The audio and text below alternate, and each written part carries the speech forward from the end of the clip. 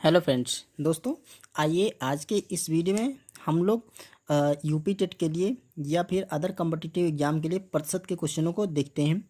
और यहाँ पर जो आज का प्रतिशत का क्वेश्चन है वो कुछ इस टाइप से है। यदि ए की आय बी की आय से 10% अधिक है तो बी की आय ए की आय से कितने प्रतिशत कम होगी। दोस्तों, इस टाइप का क्वेश्चन बहुत ही इंपॉर्टेंट है, किसी ना किसी एग्जाम में आ जाता है। ठीक है, और देखिए कितने आसान से तरीके से हम लोग इसको लगाने वाले हैं। देखिए यहाँ पर आपको ध्यान देना है, जो पहली लाइन में कह रहा है ए की आय बी की आय से 10% अधिक है, तो जिससे कहे यहाँ पर से का बहुत महत्व है। कह रहा है ए की आय बी की आय से, बी की आय से कह रहा है ना, तो जो आय है तो बी की आय को हम 100% मान लेंगे। देखिए अगर यहाँ पर हम रखते हैं ए की आय और यहाँ पर रखते हैं हम बी की आय, तो कह रहा है ए की आय बी की आय से 10% अधिक है, तो हम बी की आय को मान लेंगे 100%। ठीक है, बी की आय को 100% मान लेंगे, क्योंकि ए की आय बी की आय से अधिक है, इसलिए हम बी की आय को 100% मान लें। या आप ऐसे में जिसके आगे से लगा है हम उसको 100% मान लेंगे। क्लियर। अब कह रहा है ए की आय जो है वो बी की आय से 10% अधिक है, तो जो इसकी आय हो जाएगी ये 10% एक्स्ट्रा है या 10% ज़्यादा है, तो इसकी आय हो जाएगी 110%। ठीक है, इसकी ए की आय को हम मान लेंगे 110% की, बी से 10% ज़्यादा है। अब कह रहा है तो बी की आय ए की आय से कितने प्रतिशत कम है। अब तुलना ये करना है कि जो बी की आय है ए की आय से कितने प्रतिशत कम है। अब आपके दिमाग में ये क्वेश्चन अगर चल रहा है कि सीधे सीधे दिख रहा है बी की ए की आय 110 है, बी की आय 100 है, तो 10% कम है, नहीं, क्योंकि ये तब होता है जब यहाँ पर 100% होता है। बेस हमें 100 मान के चलना है, क्योंकि प्रतिशत में बेस 100 मानते हैं तभी हमें कोई परसेंटेज वैल्यू निकाल सकते हैं। तो यहाँ पर हमें सिंपली तो ये पता चल रहा है कि जो ए की आय है वो बी की आय से 10% अधिक है, और बी की आय ए की आय से कितने प्रतिशत कम है वो हमें निकल, देखिए ऐसे सिंपली तो निकल रहा है। यहाँ पर इनके बीच में अंतर कितना है, 10% का। ठीक है, 10% का, लेकिन तुलना जब ए की बी से करेंगे तो 10% अधिक तो कर देंगे, लेकिन जब हम तुलना ए की बी से करेंगे कितने प्रतिशत कम है, तो हमें क्या करना है, हमें जिससे तुलना करनी है। कह रहा है ए की आय से कितने प्रतिशत कम है, तो ए को हम रख देंगे नीचे। ठीक है, 110% है तो इसको 110% को हम नीचे रख देंगे, और ऊपर क्या है, प्रतिशत कमी, जो भी कमी है वो हम ऊपर रख देंगे। ये 10% की कमी आ रही तो 10% को हम रख देंगे ऊपर। ठीक है, 10 ऊपर लिख दिया। अब इसका देखिए ये परसेंटेज का हमें परसेंटेज निकालना है, यहाँ पे हम आप प्रतिशत कमी भी लिख सकते हैं। तो ये हो जाएगा 10/110 और गुणा कर देंगे हम 100 से। प्रतिशत निकालना होता तो 100 से हम गुणा करते हैं। देखिए यहाँ पर जो प्रतिशत लगे ये आपस में कैंसिल हो जाएंगे। ठीक है, ये वाला जीरो यहाँ से कैंसिल हो गया, आपका जो आगे आने वाला है वो 100/11 आ जाएगा। अब इसको आप फ्रैक्शन में चेंज कर लेंगे, इम्प्रॉपर में है ये, इसको आप मिक्स फ्रैक्शन में जब चेंज करेंगे तो क्या करेंगे, हम 11 से भाग करेंगे तो 11 9 99, 9 बार जाएगा। ठीक है, तो ये हो जाएगा 11 9 99।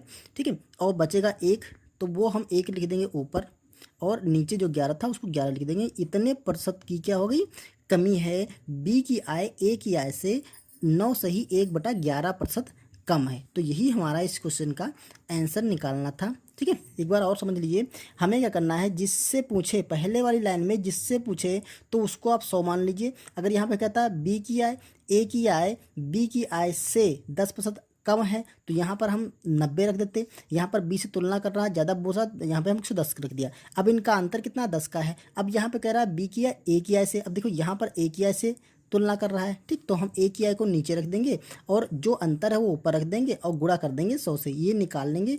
तो जो पूछ रहा है कि बी की आय ए की आय से कितने प्रतिशत कम है, तो ये इतने प्रतिशत क्या है, बी की आय ए की आय से कम है। ओके, चलिए एक और क्वेश्चन करते हैं। अगला क्वेश्चन जो है सेम उसी बेस पे है, यहाँ पर उसके जस्ट उल्टा है। यहाँ पर एक्स की आय वाई की आय से 20% कम है। ठीक है, तो वाई की आय एक्स की आय से कितने प्रतिशत अधिक है। देखिए यहाँ पर पहले था अधिक के लिए बोला था, अब यहाँ पर कम के लिए बोला है। लास्ट में कम पूछ रहा तो यहाँ पे अधिक, ये जस्ट उल्टा हो जाएगा।